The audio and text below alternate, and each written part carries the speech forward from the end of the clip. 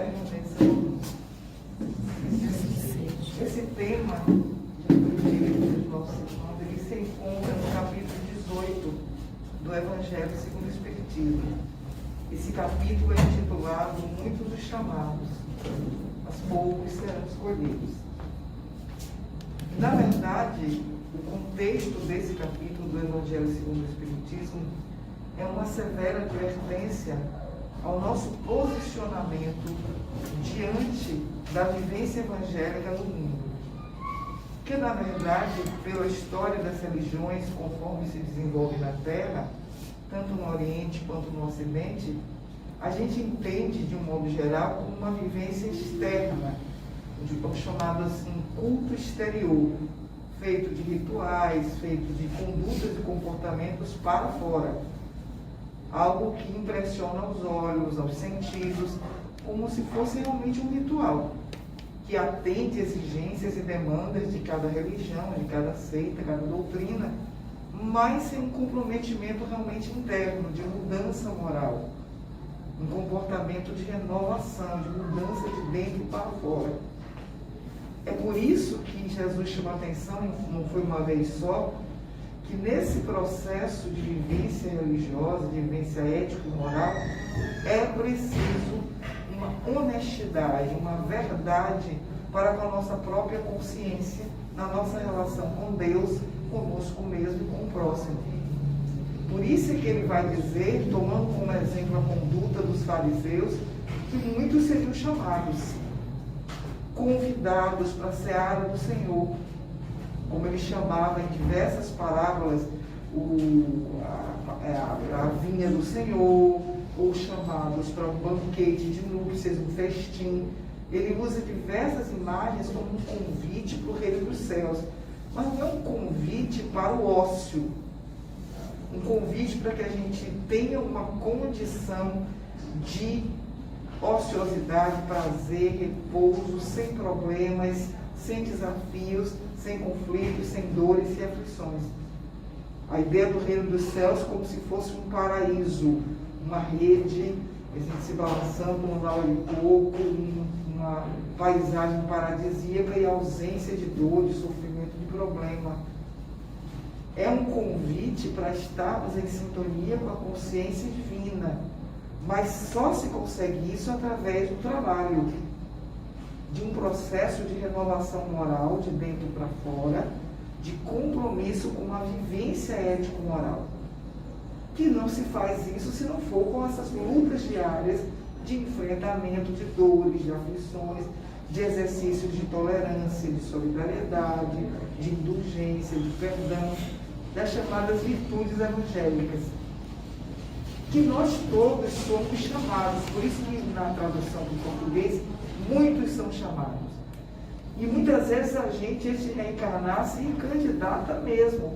Eu quero nascer na Igreja Católica, trabalhando pela Igreja Católica, ou pelo Espiritismo, ou pelo Zen Budismo, ou qualquer outra coisa. Porque o que não falta é religião, é seita, doutrina, organizações religiosas no mundo, para todo tipo de crença, de gosto de cada um, de sintonia, de afinidade. Mas enquanto a gente entender isso como uma vivência de gestos externos, de ações externas, em que o meu coração não tem nada a ver, é mais um compromisso formal, vou para a igreja, vou para o centro espírita, ou para o terreiro de candomblé, ou qualquer outra coisa, tais dias da semana, cumprir tais atos, mesmo quando a gente realiza atos de caridade. Ah, mas eu vou distribuir mingau na rua, ou enxoval para gestantes, pão, ou remédio, roupa, o que for.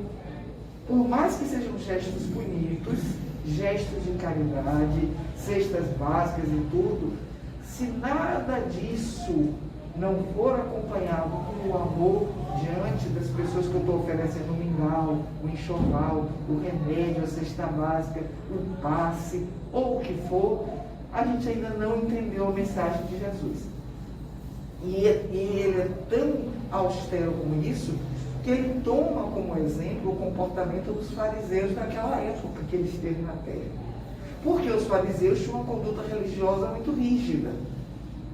Sempre tiveram os fariseus, os saduceus, os escribas, todos eles tinham uma conduta e que tinham prescrição de centenas de comportamentos considerados morais, em que se exigia que todo mundo tivesse um comportamento de retidão, a exemplo do próprio Moisés, porque o entendimento era Deus, retidão, e quem não andasse em retidão, numa vivência muito reta, muito digna, esse estaria condenado. E eram punidos severamente diversos tipos de punições, a depender do tipo de comportamento inadequado. Só que até mesmo comportamentos sociais e higiênicos, como por exemplo lavar as mãos antes de comer, naquela época tinha um caráter muito mais religioso, muito mais formador de comportamento do que preocupação com micróbios ou outras coisas na área de saúde. Quando Jesus e os discípulos começaram a ter comportamentos, por exemplo, curar os sábados, ou os discípulos iam comer e não lavavam as mãos, e os fariseus se doíam com aquilo, se queixavam, questionavam, mas os seus discípulos estão comendo sem lavar as mãos. Não é a ideia de uma falta de higiene, mas uma falta de respeito ao comportamento prescrito que todos deveriam ter. Eram vários comportamentos rigorosos, entre eles o lavar as mãos antes de comer, não trabalhar nos sábados, entre outras coisas. E Jesus disse para eles: vós, fariseus, vos preocupais com a sujeira exterior, com a limpeza do prato, com a questão de lavar as mãos, mas o vosso interior está cheio de rapina e maldade. O que adianta tanta preocupação com a limpeza externa, quando dentro o espírito ou o coração, que simbolicamente é o órgão que representa o sentimento, estamos cheios de ódio, mágoa, inveja, ressentimento, várias paixões bastante perturbadoras. Então fica uma conduta externa, de aparência virtuosa. Eu cumpro tudo que a minha religião, minha doutrina me orienta, tudo bonitinho, certinho, mas não tenho qualquer preocupação de mudança interna.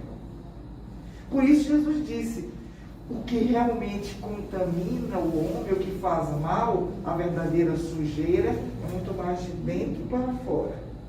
Não quer dizer que era para a gente não ter higiene, mas ele aproveitou uma situação específica e disse: eles se preocupam tanto com a higiene externa, lavar as mãos, o prato, mas o interior está cheio de rapina e de maldade. E ele usa uma imagem forte: vossas consciências são como um sepulcro, caiado, todo limpinho e branco por fora, está cheio de podridão por dentro, como qualquer sepulcro, porque tem um corpo ali se desfazendo. Quero chamar a atenção que qualquer conduta externa tem que ter coerência com uma conduta interna. Por isso que ele vai dizer mais tarde que não adianta a gente dizer Senhor, Senhor, quando é só da boca para fora. Quando ele diz muito austeramente que haveria um momento em que, quando o pai de família fechar a porta, muitos de vós baterão: Senhor, Senhor, abre. E o Senhor vai dizer: não sei de onde sois, não vos conheço. Mas o Senhor andou conosco, nos ensinou nas praças públicas, nós comemos juntos, fizemos várias coisas, somos nós, não conheço vocês. Afastai-vos de mim, vós que obrais a iniquidade.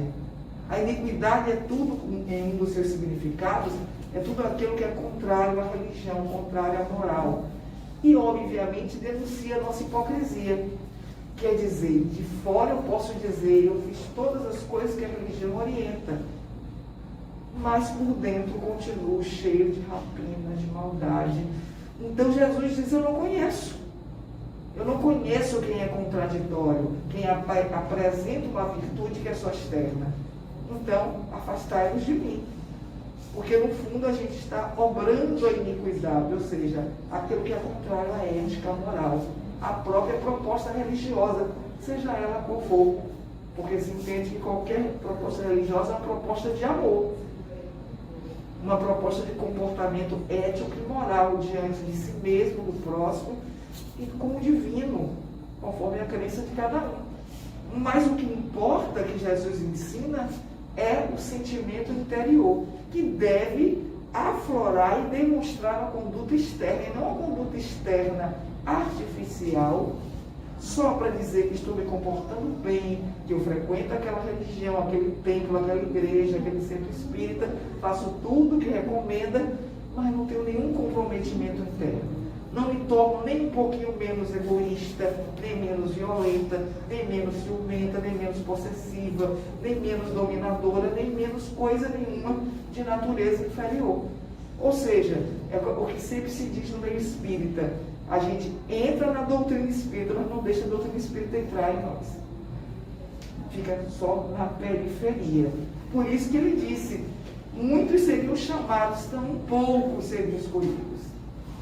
E aí ele vai chamar a atenção nesse capítulo que, de fato, é uma porta estreita. Porque o mundo propõe uma porta larga. Porque o mundo propõe uma linguagem do prazer imediato, dos interesses imediatistas, aquilo que lhe dá algum retorno, seja afetivo, emocional, financeiro, social, que ocupe os primeiros lugares no mundo. Da fama, do sucesso, do dinheiro, do status social, do que for. Todo mundo lutando pelo primeiro lugar no mundo, sem nenhuma outra preocupação. Então a religião fica uma coisa quase social. É como se fosse assim: vou à igreja aos domingos, vou ao centro espírita tal dia da semana, quase que com uma obrigação por desencargo de consciência. Mas não é um compromisso real de mudança. Por isso é que ele é muito severo quando ele diz isso. Não adianta depois bater na porta e dizer: Senhor, Senhor, fiz isso, fiz aquilo outro, assisti palestra, fiz palestra, apliquei passe, participei da mediúnica. Isso tornou o que você como pessoa? Lhe tornou melhor no seio de sua família, nos grupos sociais que você frequenta? Você se tornou uma pessoa melhor?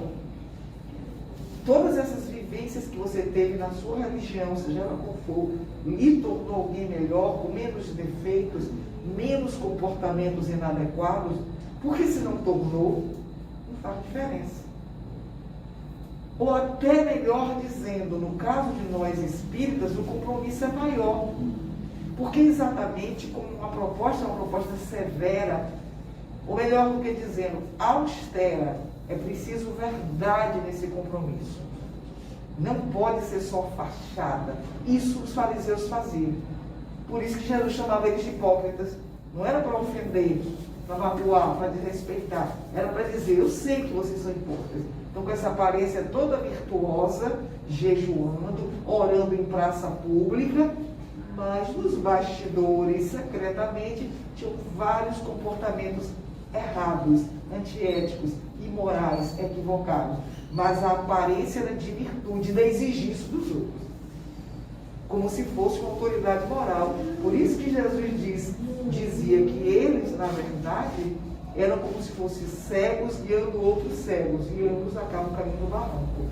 Na verdade, eles não eram cegos do ponto de vista de ter conhecimento da religião deles. Eles eram a maior autoridade intelectual e religiosa naquele contexto entre os judeus. Então eles tinham a obrigação moral de dar um bom exemplo, não de maneira falsa e hipócrita. Se eles queriam exigir que o povo tivesse um comportamento moral, um comportamento ético, eles tinham que ser os primeiros a fazer isso. Mas eles fingiam, cobravam rigorosamente, puniam severamente as mulheres adúlteras, os pecadores, eles puniam, tornavam quase um espetáculo público. Qualquer mulher que fosse apanhada em adultério era linchada em praça pública, era exposta. Você é adúltera, vai ser apedrejada, mostrando a todo mundo que ela era uma pecadora, sem a menor misericórdia, sem clemência. Por isso que Jesus foi dizer: aquele que estivesse em pecado, atire a primeira pedra. Ela não é a pecadora que vocês estão dizendo? Não é isso que a lei de Moisés manda? Apedrejar? Então apedreje, mas só se você não tiver pecado. Aquele que for puro, que se acha tão virtuoso que possa condenar outra pessoa, pode começar. Como eles não tinham nenhuma virtude, foram saindo um a um. E aí Jesus vai dizer para ela: minha filha, onde estão aqueles que te condenaram, que te acusaram e te condenaram? Onde eles estão? Alguém ficou aqui? Não, Senhor. Nem eu tampouco te condeno. Ele poderia apedrejar porque ele não tinha pecado. Ele era puro, como é. Mas aquele que é puro entende a condição psicológica, vamos dizer assim, difícil do outro. E não condena. Não quer dizer que assina embaixo, que concorda, mas tem compaixão. Tanto que ele diz, não torne a pecar, para que algo de pior não lhe aconteça. Mas eu não vou lhe condenar, vá em paz, só que não torne a fazer isso. E pior do que ser apedrejado até a morte pode ser uma consciência pesada. Porque como a consciência de Deus, a presença de Deus está em nós, na nossa consciência, qualquer comportamento inadequado que nós temos, um dia a consciência desperta e sinaliza. Eu errei aqui, errei acolá, nessa situação, naquela outra, mesmo que ninguém no mundo saiba, mas eu sei. Que eu me comportei de maneira infeliz, inadequada, equivocada. Por isso é que Jesus diz, não adianta essa postura religiosa de dizer Senhor, Senhor, nem todos os que dizem Senhor, Senhor, entrarão no reino dos céus, mas somente aquele que faça a vontade do meu Pai, o meu Pai que está nos céus. Ou seja, fazer a vontade é viver a chamada observância da lei de Deus. Viver a lei de Deus. Viver conforme os preceitos éticos, morais, propostos por Jesus. Porque Jesus é que vem trazer para nós o que é viver a lei de Deus. E ele sintetiza tudo na vivência do amor. O amor a si mesmo, o amor ao próximo, o amor a Deus. Isso é viver conforme a observância da lei de Deus. Esses serão reconhecidos. Esses ocuparão o primeiro lugar no reino dos céus, não aqui. Aqui considerarão sendo tolos, ingênuos, poderão ser zombados, ironizados, desconsiderados, ocupar os últimos lugares aqui na terra. Mas a vida verdadeira não é aqui, é no mundo espiritual.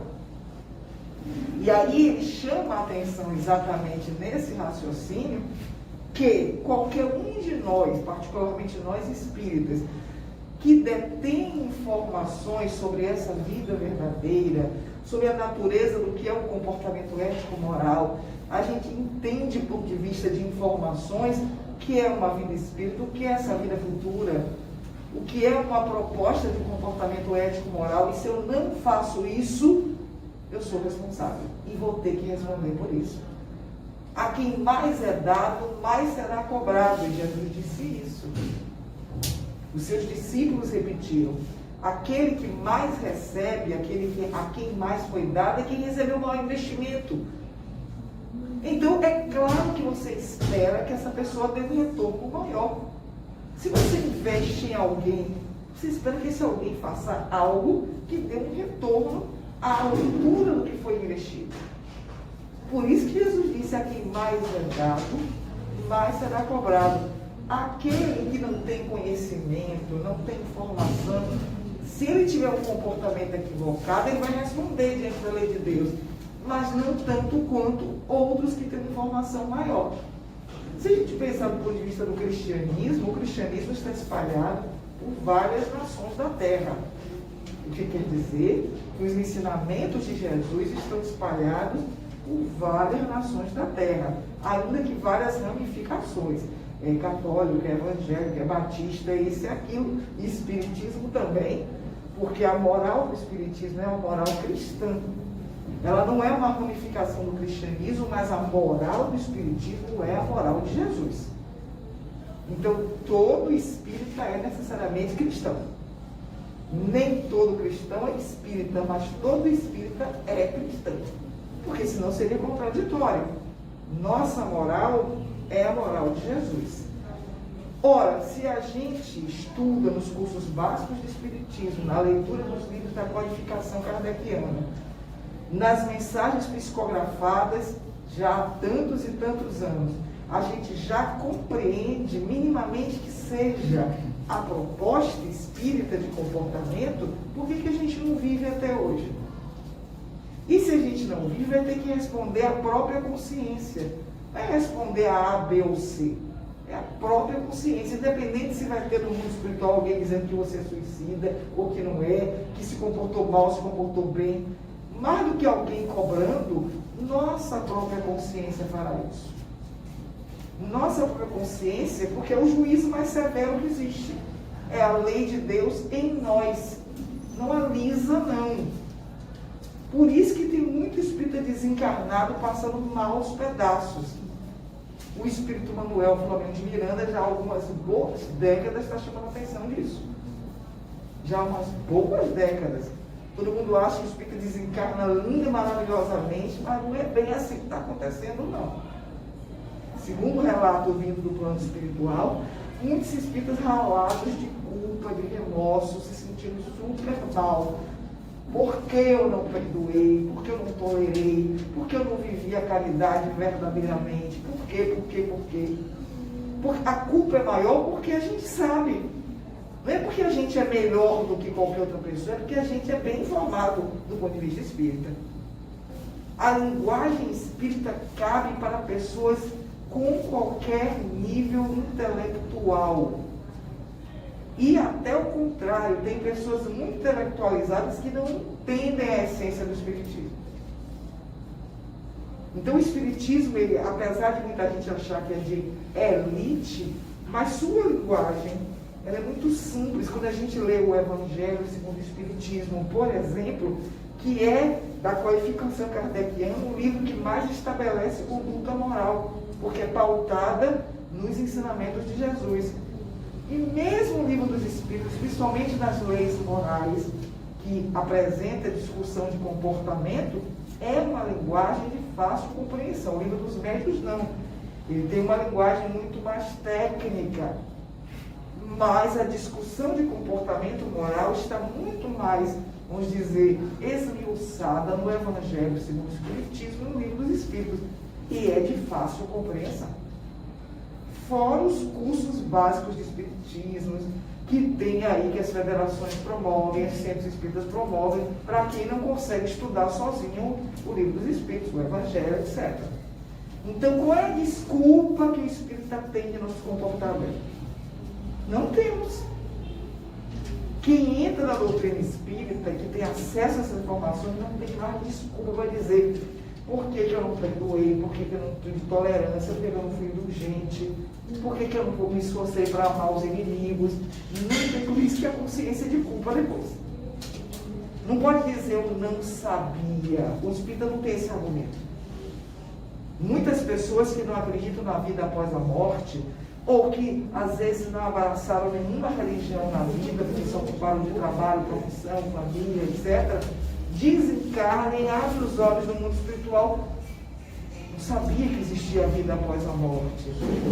Então, mesmo que essa pessoa tenha se comportado mal durante a existência física, ela vai responder também a lei de Deus, mas não responde igual a mim, que sou espírita. Por exemplo, alguém que se suicida. Se você tem um espírita que se suicida e uma pessoa que não sabe nada de lei de causa e efeito, de mundo espiritual que se suicida, ambos respondem a lei de Deus, porque ambos se suicidaram. Mas o espírita responde mais. A responsabilidade é maior porque era mais informado. Sabia do mundo espiritual, sabia das consequências do suicídio, sabia que a gente não tem o direito de dispor de nossa vida. Que nossa vida pertence a Deus. Eu não tenho o direito de tirar a minha vida deliberadamente, nem de ninguém. Nem eutanásia, nem aborto, nem suicídio. O espírita sabe disso. Então é claro que se eu fizer qualquer uma dessas coisas diante de minha consciência, eu responderei mais do que alguém que fez qualquer uma dessas coisas, mas não tinha essas informações. Por isso, a quem mais for dado, é claro que mais será cobrado. Porque alguém que foi investido de mais informações, teve um investimento maior e que, no nosso caso, na visão espírita, é alguém que se candidatou a isso. É uma questão consciencial. Nós optamos, eu quero ser espírita, ou alguém opta em ser católica, ou alguém opta em ser budista, ou o que for. É uma escolha pessoal. E nós vivemos num tempo em que há essa liberdade de consciência, de culto. Então, se eu escolho esse ou aquele culto, essa ou aquela religião, doutrina, seita, entende-se que eu vou ter essa postura honesta comigo mesma, na vivência dos preceitos, dos princípios, dos ensinamentos daquela seita, daquela doutrina, daquela organização religiosa, o que for. Porque se não o fizer, a minha própria consciência é a primeira a me condenar. Eu sabia disso, daquilo outro e não vivi. Não me esforcei em viver. Por isso a imagem da porta, folgada essa coisa, da porta estreita. Porque a porta estreita ela implica em esforço para passar. Em esforço, uma perseverança, um empenho, alguma cota de sacrifício. Mas vale a pena, porque eu optei escolher por esse caminho. Por isso é que Jesus chama a atenção. Quando alguém ouvia, o discípulo dele perguntou, mas será que poucos vão se salvar? Como se fosse uma condenação quase coletiva. Aí Jesus diz, o problema é que muitos tentarão passar e não conseguirão. Porque não vão querer fazer o esforço necessário para isso. Não é porque alguém diz que não pode passar. Porque a porta é estreita, só vai passar um pouquinho de gente. Mas é porque uma porta estreita se esgueire para passar, se vire. Se você acha que vale a pena, se empenhe nisso. Isso implica uma cota de dedicação, de devotamento, de compromisso com a própria consciência.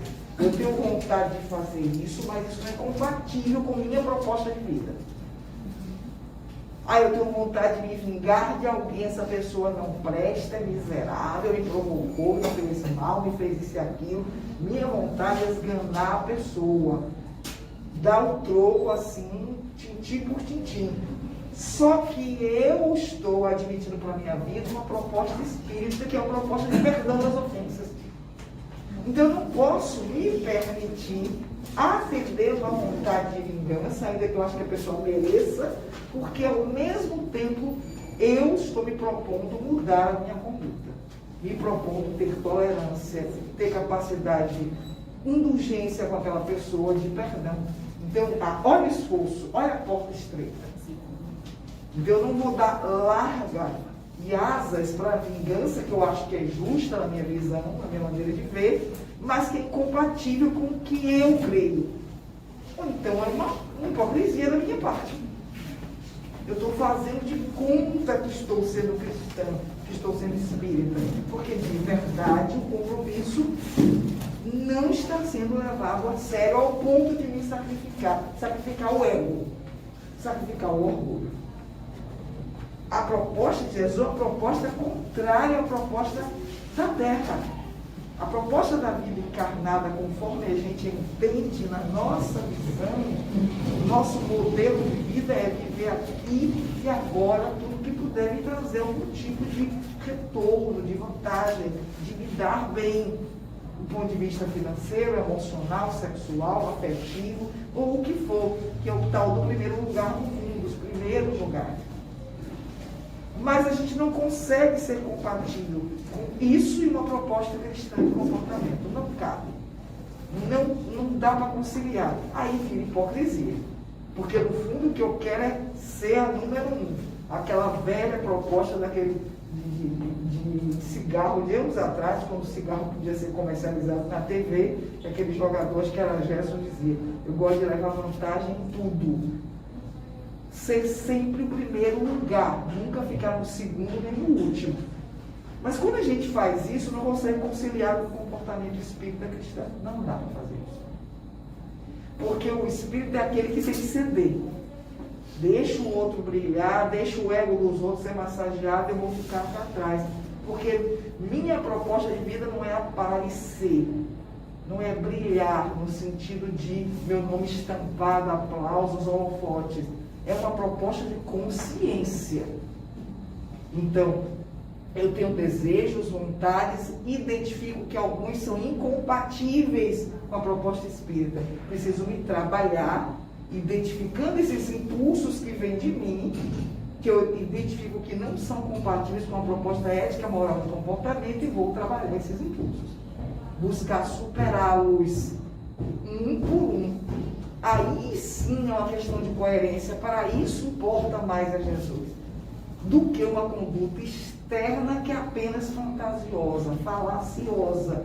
É uma conduta farisaica. Aí Jesus vai dizer, hipócrita, de novo. E aí quando a gente bater a porta, o senhor não me reconhece que eu fazia palestra? Não conheço não. Pode sair para lá. Porque você só blá, blá, blá, mas não vivia. Não se esforçava para viver o que você fala no evangelho lá, na palestra, ou em qualquer outro contexto. E no caso do espírita, como o espiritismo se apresenta como um cristianismo redivivo, numa linguagem mais filosófica, mais contemporânea, mais compatível à nossa compreensão, a exigência é maior. Não é porque a gente é melhor do que ninguém, é porque o ensinamento espírita é muito honesto, muito claro, muito direto. Nem sequer usa mais a linguagem alegórica que Jesus usava, que dava margem à interpretação diferente. O espiritismo não tem isso, é aquilo e pronto. A proposta de Jesus sempre foi muito clara, mas se a gente não entendeu, o espiritismo está dizendo de cara: quem toma do arado da charrua e olha para trás não está apto para me seguir. Não pode ter, peraí, depois eu vou, quem sabe, perdoo, não perdoo, tolero, não tolero. Não tem meio termo com Jesus. Ou é sim ou não. Para onde está, se entendeu bem isso. Sim, sim, não, não. Não tem mais ou menos, quem sabe, talvez. Toda a conduta de Jesus foi assim: me siga agora. Depois pode ser tarde demais. No encontro dele como senador Públio Lentulus, ele diz: ou você me segue agora, ou só muito tempo depois. Jesus não tem tempo para indecisões, e nunca teve, porque ele exige essa maturidade psicológica de todos nós. O convite é agora. Quando a gente vê, por exemplo, a parábola dos trabalhadores da última hora, ela também é muito verdadeira nisso, porque Jesus sempre foi muito direto.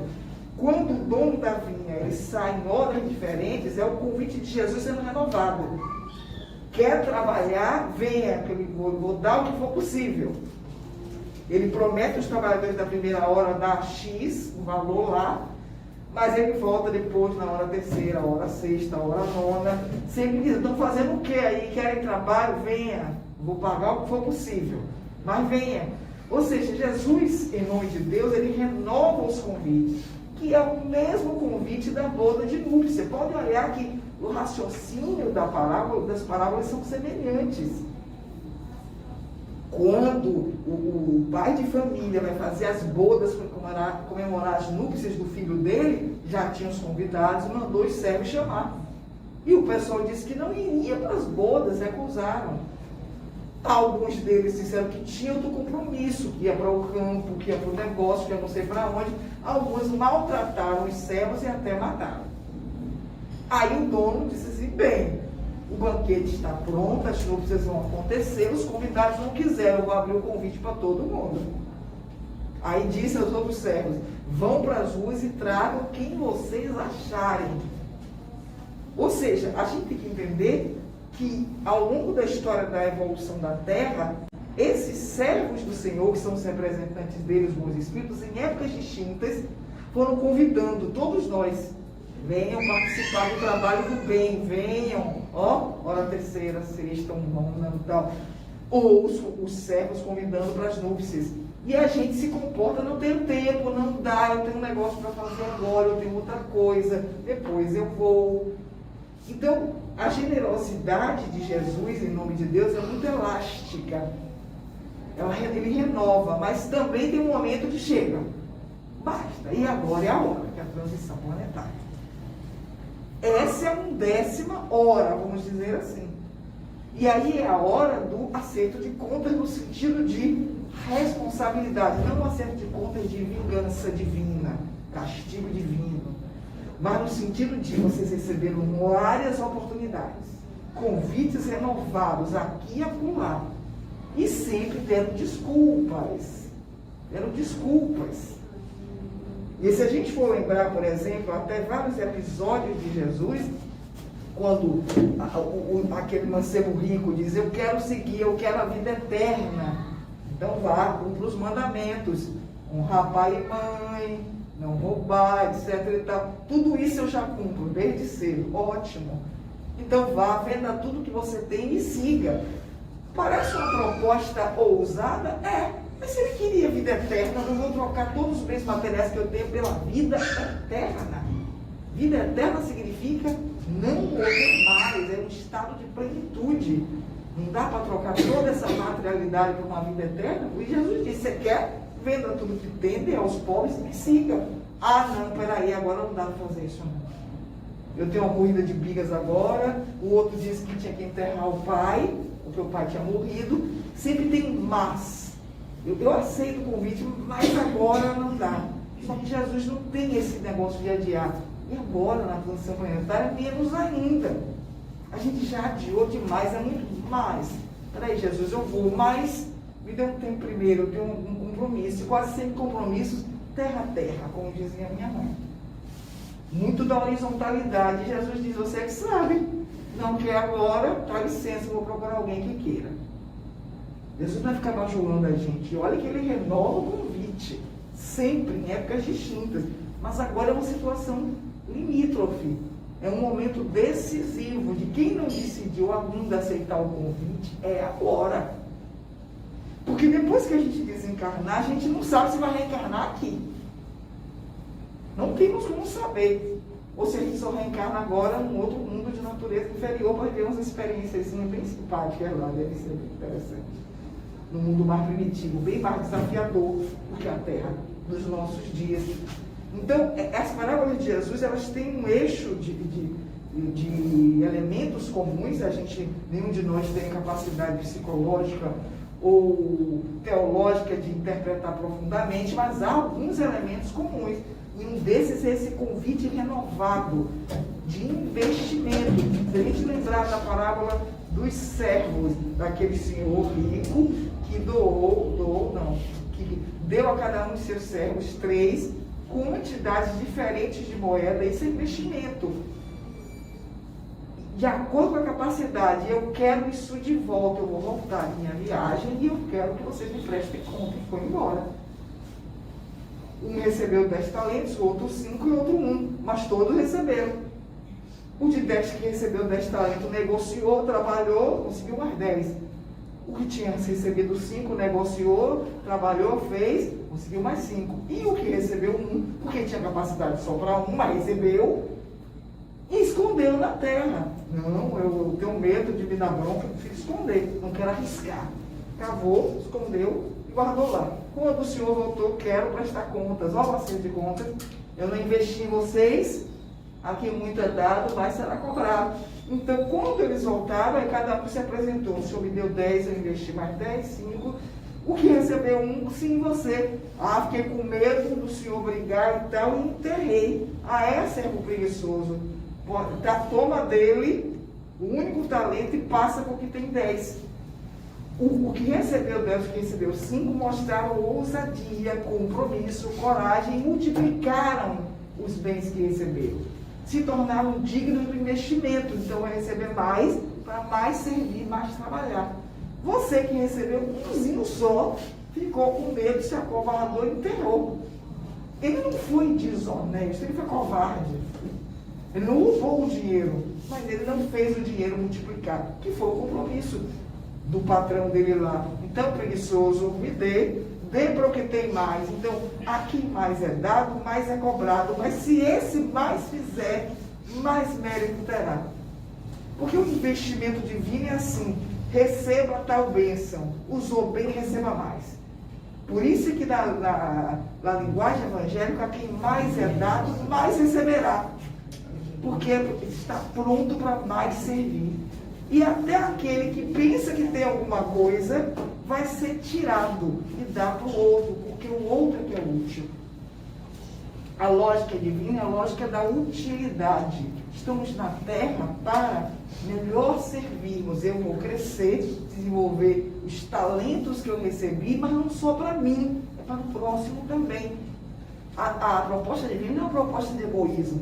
Nossos talentos de saúde, trabalho, cultura, educação, família, o que for, que cada um recebe de investimento, muito mais ou menos ou pouco, é para multiplicar, mas não só para os seus interesses ou dos seus. É para servir ao todo. Aquele que melhor servir é aquele que mais vai receber. Por isso que no Evangelho tem: quem mais tem, mais receberá. Mais vai ser cobrado, porque muito foi investido. Mas se souber multiplicar, vai receber mais. Porque soube usar. Soube usar os seus talentos de saúde, de estudo, de trabalho, de tempo, de qualquer qualidade que tenha, não só para si, mas para o próximo. Mas ai de nós que usa só para si. Que pelo medo de viver ou por egoísmo, eu não multiplico o que eu tenho. Não sei fazer nada na vida, não tenho nada. Temos sim. Porque mesmo a gente vê do ponto de vista socioeconômico, às vezes pessoas que não têm nada e conseguem, dentro do nada, dividir com alguém o óvulo da viúva. E quem tem mais, não posso, não tenho, estou na pior. É mais fácil quem tem alguma coisa fechar a mão do que alguém que não tem nada se tornar compassivo e ser solidário com alguém que está pior, que é o símbolo do óvulo da viúva. Quando Jesus está observando todo mundo dormindo no gasofilácio, e ele olhando a cena com os discípulos, e aí vem a viúva, que só tinha moedinhas, e voltou lá, foi embora. E ele diz: olha, ela doou mais do que os ricos, que voltaram sem contar moedas e joias, porque eles doaram do que sobrava, e muito mais por vaidade. Eu estou doando tudo isso. Ela doou do mínimo dela, porque ela sabe que alguém está com mais necessidade do que ela. Então, a ideia do mais será cobrado é no sentido de que eu posso fazer mais. Qualquer um de nós, qualquer contexto social, econômico, psicológico, pode e deve fazer mais. Sempre alguém está pior do que nós. Alguém está mais doente, alguém tem menos dinheiro, alguém está mais triste do que eu, alguém está com problemas mais graves que o meu. Eu posso sair um pouquinho do meu sofrimento para olhar para o outro. Para fazer igual essa viúva que deu pouco que ela tinha. Nada. Como o doutor Bezerra de Menezes, que não ganhava nada, o salário que ele tinha acabava dando para todo mundo, um médico, e às vezes voltava a pé para casa, não tinha nem dinheiro para o bonde. Ninguém está dizendo que ele deva ir para a mendicância ou ir para a rua, mas a imagem é: faça mais. Você está recebendo muito investimento. A gente recebe muito da doutrina espírita, a gente tem que passar adiante. E não só do ponto de vista material, de comida, de remédio, de dinheiro.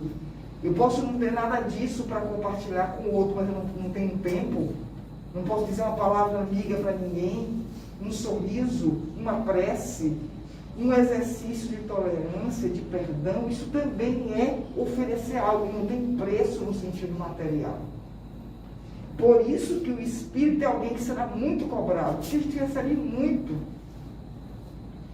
A doutrina espírita é muito generosa conosco. É a própria generosidade de Jesus para conosco.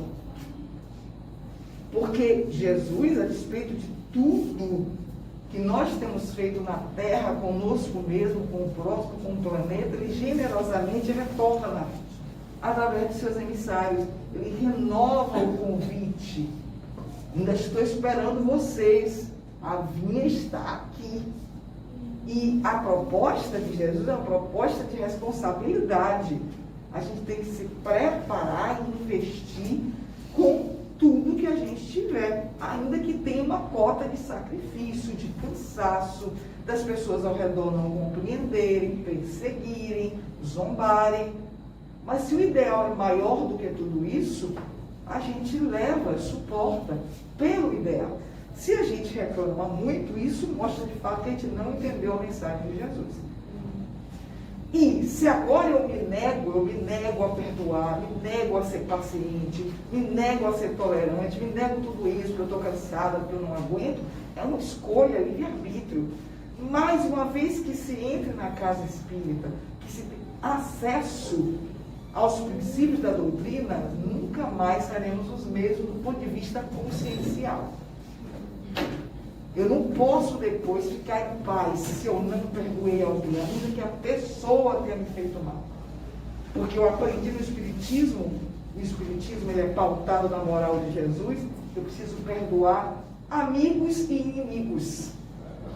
Porque foi isso que Jesus ensinou. Ele disse, amar o próximo, amar quem lhe ama, ser generoso com quem é generoso com você, qualquer um faz. Eu quero é mais, eu quero que vocês amem, que vocês orem por quem me odeia, por quem me persegue, por quem calunia. Menos que isso qualquer um faz. Então a proposta do Cristo é uma proposta ousada, revolucionária.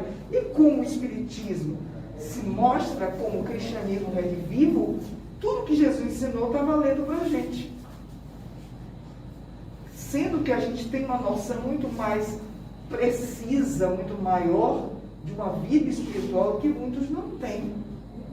Então, o nosso compromisso e responsabilidade é maior. Eu me lembro uma vez num evento de CONGEB, das Juventudes Espíritas da Bahia, que se reúnem periodicamente para atividade no Carnaval, estava numa sala assim, aí uma jovem que estava na sala, acho que era a primeira vez, ela disse, eu tenho que sair daqui. Por quê? Porque é muita responsabilidade. Ela percebeu o que é ser espírita. Eu tenho que sair, porque é tanta responsabilidade que eu não dou conta, não. Aí só que o que você já sabe não pode fazer de conta que não sabe mais. A gente pode sair aqui, porta fora, descer esse carro e lá, não quero nem saber. Mas a gente já sabe. É uma escolha. Se eu escolho virar as costas, é uma escolha, mas qualquer escolha tem consequência. Qualquer escolha. A natureza da consequência é a natureza da escolha. Kardec diz assim, ele usa a palavra culpabilidade, que eu vou trocar para responsabilidade. Ele diz assim, a culpabilidade está na razão das luzes. Ou seja, quanto mais eu sou iluminada no sentido de informação, mais eu sou culpada se eu erro e sabia que não devia errar. Eu sabia que devia ser tolerante, perdoar, ser indulgente, perdoar 70 vezes, 7 vezes, mas não fiz isso. Então eu tenho uma informação que eles chamam de iluminar, a consciência. Então se eu não faço, a culpa, ou seja, a consciência de culpa é maior do que alguém que não recebeu essa informação. Alguém que não entendeu a profundidade do que é ser cristão, no nosso caso espírita, que todo espírita é cristão. Então, ou a gente leva isso a sério agora, pensando de que aqui mais é dado, mais será cobrado, e a gente recebe muito. Quantas pessoas recebem o consolo de saber que existe vida após a morte, que o parente que eu amo, que morreu de infarto, de câncer, de Covid, está vivo no mundo espiritual?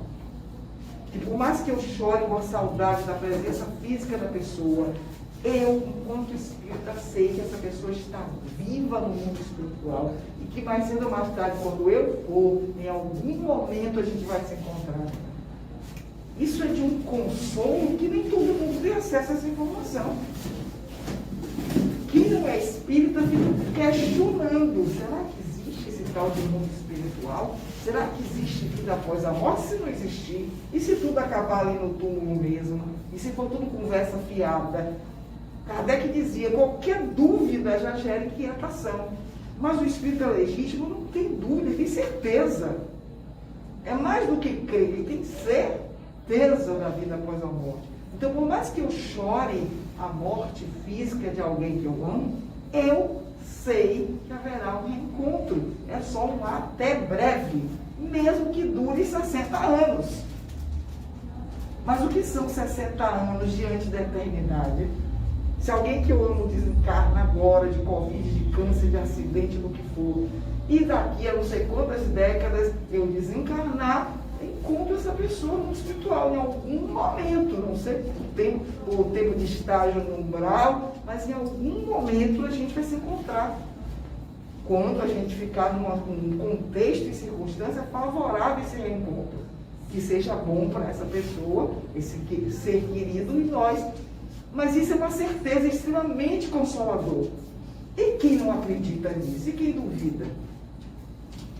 Nós temos investimento da informação espírita de certeza da justiça divina. Por mais que alguém seja injustiçado na terra, por patrão, por amigo, amiga, marido, mulher, parceiro, parceira, sofrer a pior injustiça, mas eu sei que é uma lei divina.